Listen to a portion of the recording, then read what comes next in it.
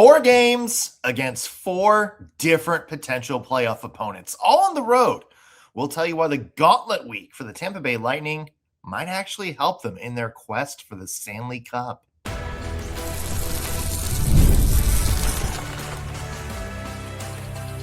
You're Locked On Lightning, your daily podcast on the Tampa Bay Lightning, part of the Locked On Podcast Network, your team every day. Happy Monday, everybody, and welcome to Locked On Lightning. Hope you guys all had a great Easter weekend. I'm Nick Morgan. Greg Stephen is on vacation this week. Before we dive in, want to mention today's episode of Locked On Lightning is brought to you by Game Time. Download the Game Time app, create an account, and use code Locked On for $20 off your first purchase. On today's show, a gauntlet week for the Tampa Bay Lightning begins tonight with a big game against the Buffalo Sabres. Will there be any carryover from that 8-7 madness that happened the last time these two teams played? Plus, Darren Raddysh, a record-breaking weekend. Most goals by a Lightning defender in a single season. And I'll tell you why Julien BriseBois needs to sign Raddysh to a new contract right now. We begin, though, with a week that is going to define the rest of the Lightning's 2026 season. It is a road trip this week against the Buffalo Sabres, the Ottawa Senators, Montreal Canadiens, and the Boston Bruins, who we just saw last week. All teams that could potentially be in the playoffs. Before we dive in, though, I feel like we need a little celebration. 9th consecutive season, Tampa Bay Lightning going to the playoffs.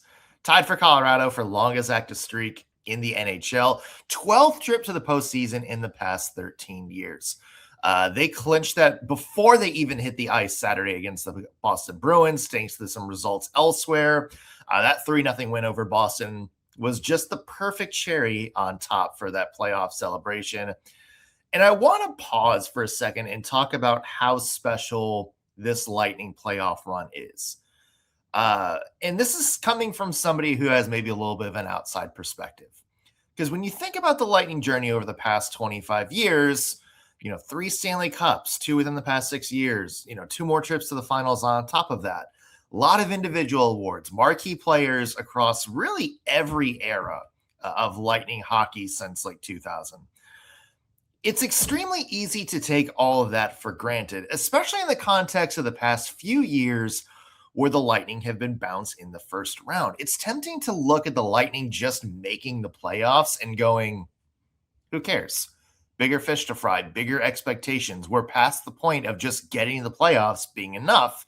And to an extent, 100%, I do agree with that.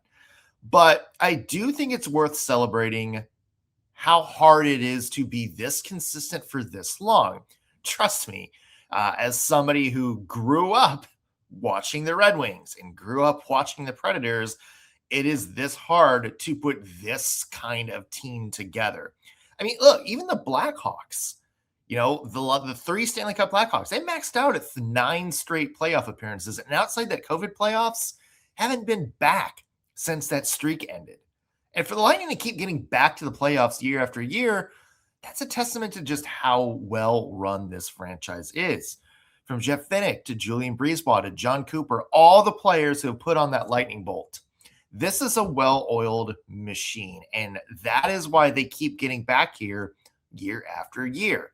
So if you're, a longtime Lightning fan watching this, yes, I know just getting to the playoffs doesn't seem like it's something that we really need to celebrate. In fact, it's probably a bare minimum expectation for a lot of us.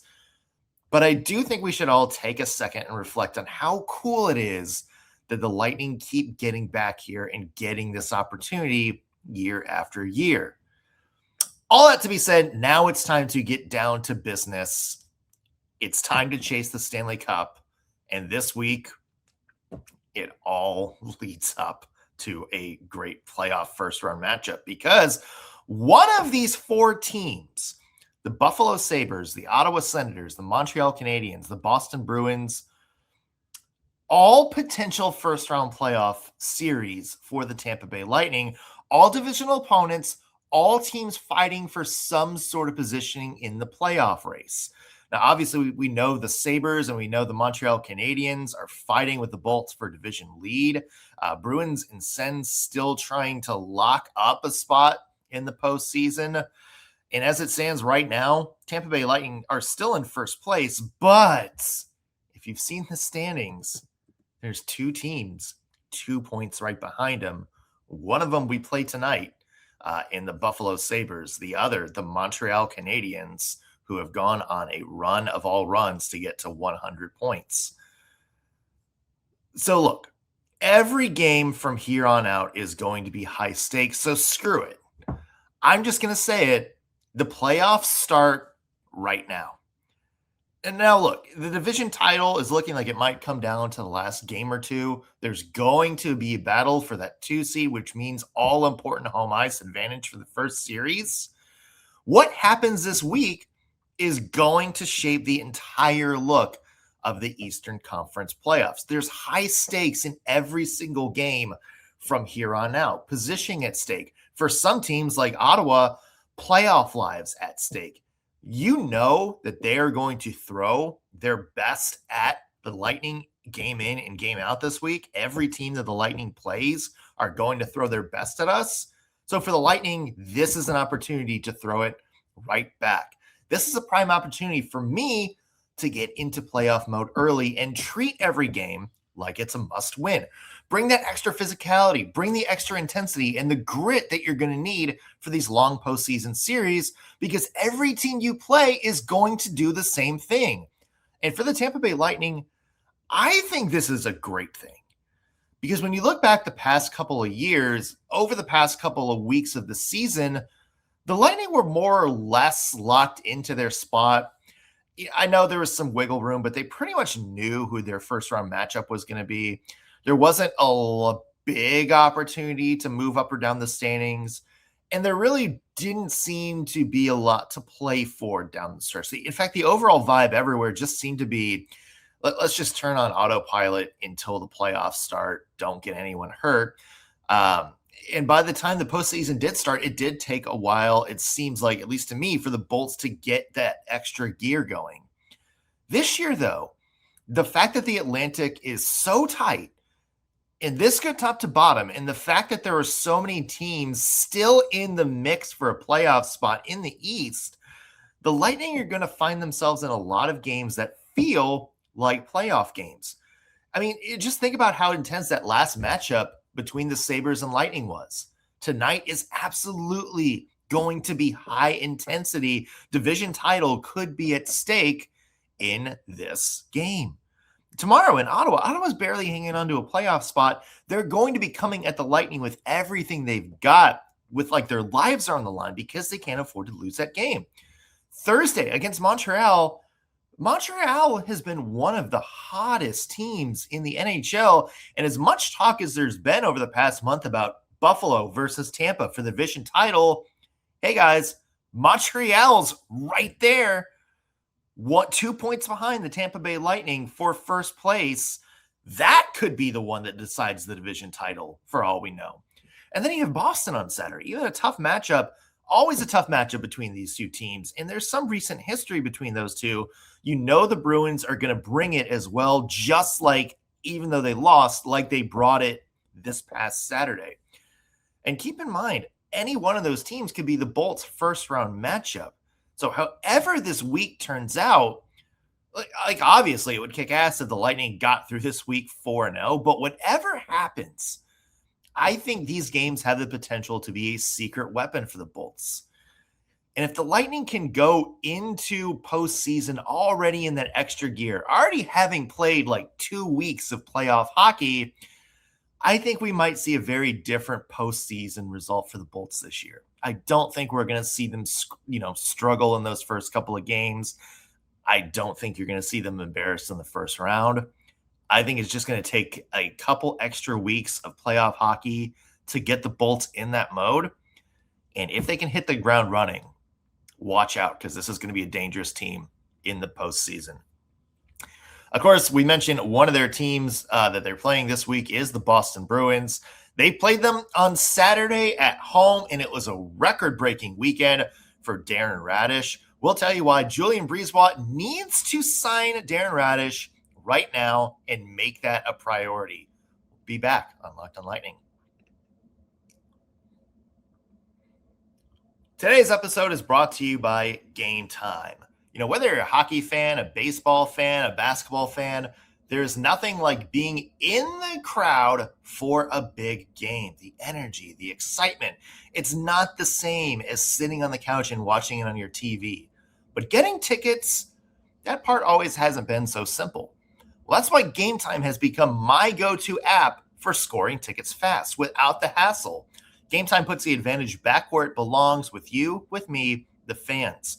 Anytime there's any sort of event coming to my area that I need tickets for, could be a sporting event, could be a concert, could be a comedy show, the first thing I do is open Game Time. I love seeing the all-in prices up front. There's no surprise fees at checkout. The price I see when I scroll is the price I pay when I check out. I also love being able to see the view from my seat before I buy. It helps me buy with confidence, seeing the exact view of the venue from my seat, so I know I'm not getting stuck behind any pole or weird sightline thing. If you're feeling frisky and you don't exactly know what seats to choose, try the zone deals. You choose the section you want to sit in, and Game Time picks the seats for you, leading to some big savings. So take the guesswork out of buying tickets with Game Time. Download the Game Time app, create an account, and use code LOCKEDON for $20 off your first purchase. Again, that's locked on for $20 off. You can also go to gametime.co, not gametime.com, to go ahead and get started. So download the Game Time app today. Last minute tickets, lowest prices, guaranteed. We are back on Locked on Lightning. Nick Morgan here. Greg Stephen has the day off. Want to remind you guys to check out our Everydayer Club. Not only do you get ad-free episodes of Locked on Lightning, but you also get access to the Discord group chat with Greg, me, other listeners of the show, and hockey fans from across the NHL. So tap the link in our show notes to get started, or go to lockedonpodcast.com. All right, we talked a little bit about the future in looking at the playoff race. Now let's flash back to Saturday and highlight what wound up being a record-setting performance from Darren Raddysh. That's right, Darren Raddysh, the guy that entered the season looking like he might be fighting for a roster spot, guy that was healthy scratch for the first 2 months of the season, now has the record for most goals by a Lightning defender in a single season. It's incredible to think about on its own. That was not something I think any of us had on our bingo card. The goal itself could not have come at a better time either. Let's flash back to the game. Tampa Bay Lightning, Boston Bruins. From a neutral standpoint, I thought played an amazing hockey game. Like, both teams brought their A games to this one. Great goalie battle between Jeremy Swayman and Andrei Vasilevsky. The whole thing sort of felt like a PG version of what we might expect if these two teams crossed in the playoffs. It felt heavy, it felt physical, but it never really descended into chaos. You know it's going to descend into chaos if these two teams meet in the first round. Look, both teams came out strong. Give the Bruins some credit, because I thought they really took over this game in the second period. Took a 1-0 lead. It felt like they had all the momentum. Lightning were really having a tough time getting anything past Swayman. And then comes the Lightning defense, saving the day in the third period. It started with a Dastu goal. Charles-Edouard Dastu, great story in his own right this season. 6th goal of the year on what felt like the 6th rebound of that particular play. Tied the game up. So here we go, approaching 5 minutes left. And then here comes Raddysh, streaking down the right side of the ice after JJ Moser, his partner in crime all season long, forces the turnover. And here we have a guy known for booming slap shots, one-timers, winds up looking a little bit more like Nikita Kucherov on this play, a top-shelf wrister, go-ahead game-winning goal. Fitting that Moser got the assist on the play because of how much chemistry they've had together all season long. But for Raddysh, 21st goal of the season. It passes Victor Hedman and Dan Boyle for most in a single season by a Lightning blue liner. Both of them had 20 in 2022 and 2007, respectively. I don't think we can underscore enough just what Darren Raddysh has done for this blue line this year. This season could have been a disaster for the Lightning. You think about all the injuries, players like Victor Hedman and Ryan McDonagh having a little bit of an off year. This whole defense could have collapsed because the two people I just mentioned having an off year, we went into this year kind of saying those were the Lightning's two best defensemen. And then instead, here you have a 30-year-old undrafted guy come out of the shadows as a rotational depth guy into a point per game anchor on the blue line, playing almost 23 minutes a night for a Stanley Cup contender. And look, Darren Raddysh has not just been the anchor for the Lightning this year. He's been one of the best D-men in the NHL. 67 points, 7th in the NHL among defensemen. 21 goals, 3rd among defenders. He also leads all defensemen in power play goals and leads the NHL in one-timer goals from the point. Defensively, he's vastly improved from where he was this past few years.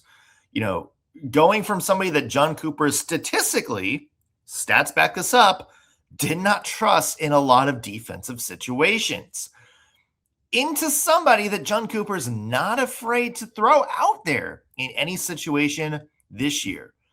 And look, we notice it in Tampa.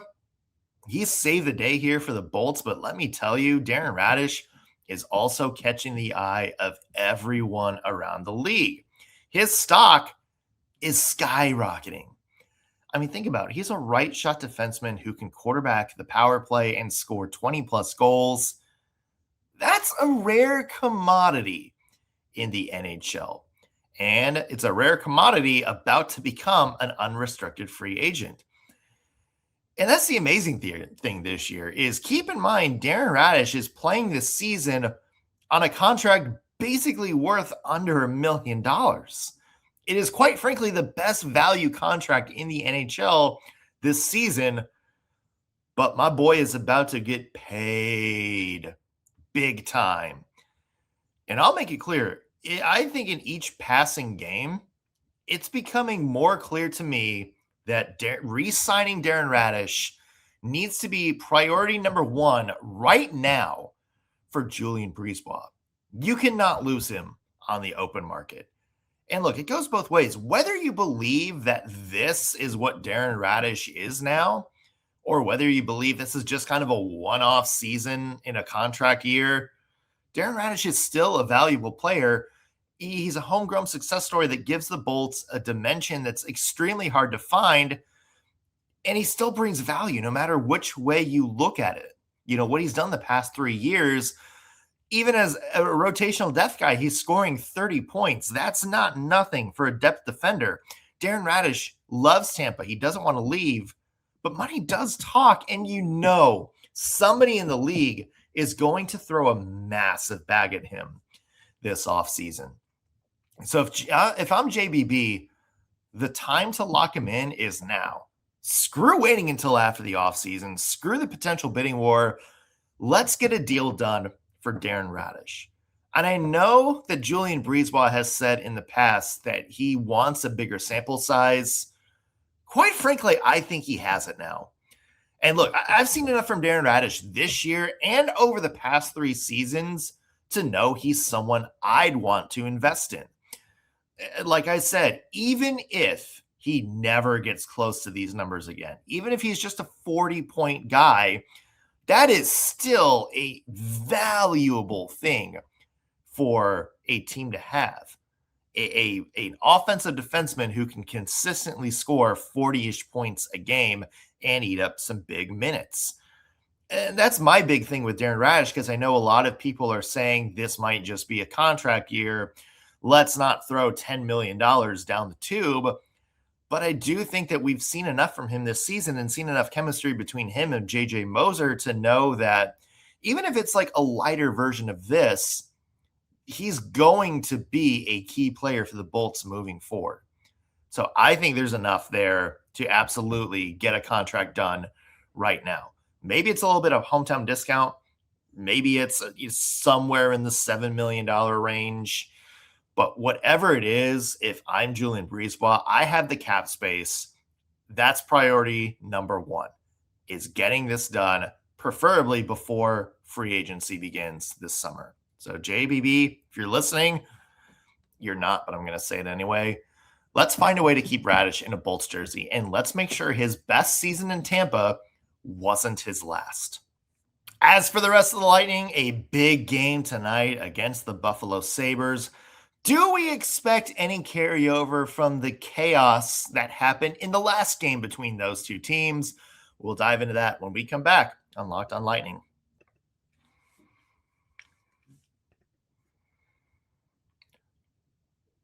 Back on Locked on Lightning, Nick Morgan here. Greg Stephen has the week off.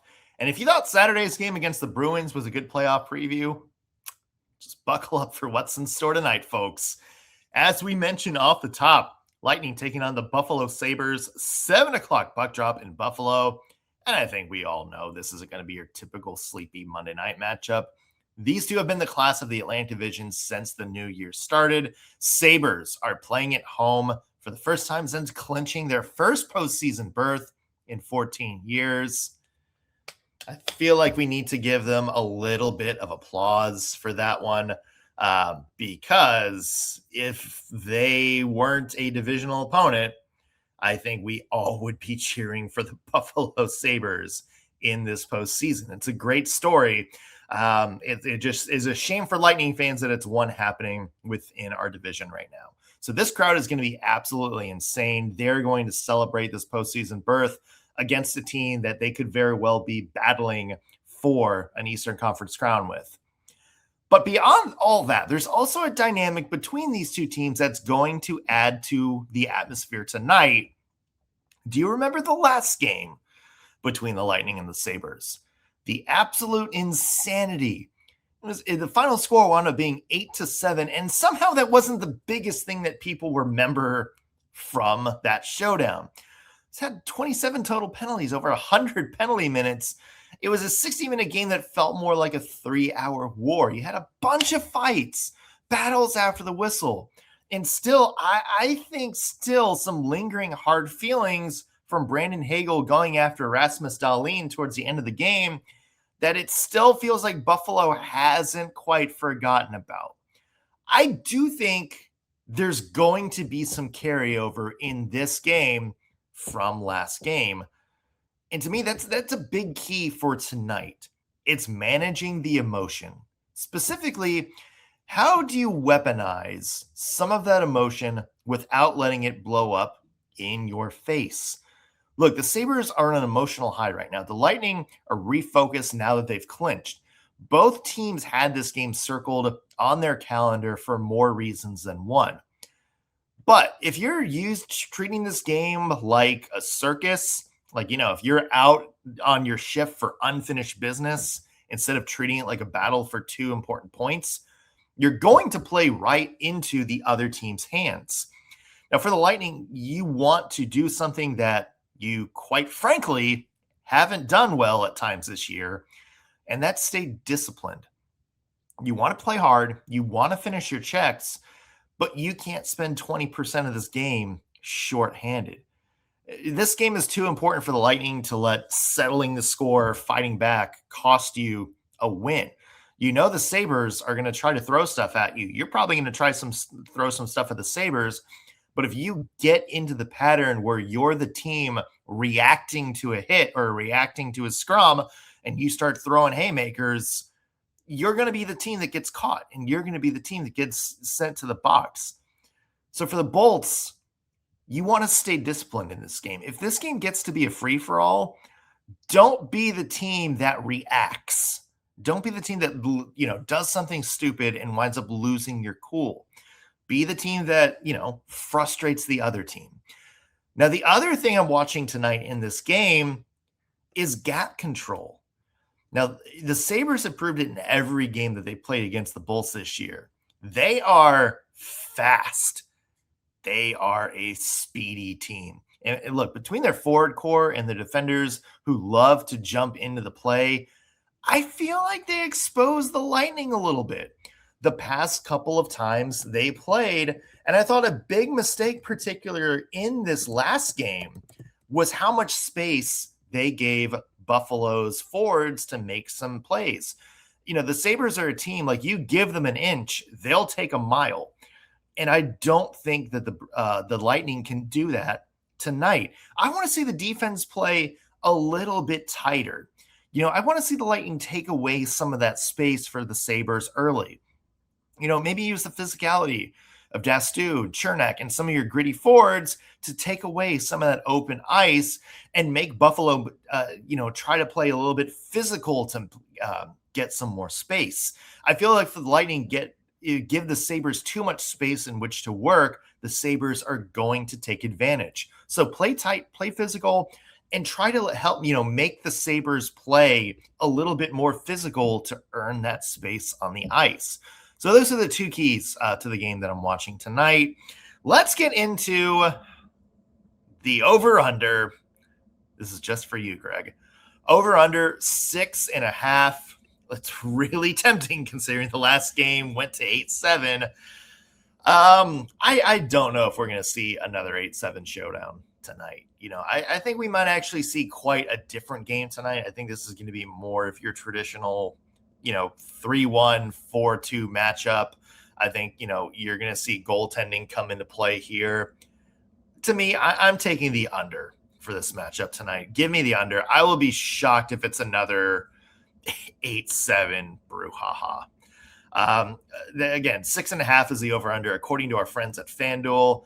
Let's also take a look at the anytime goal scorer odds for tonight.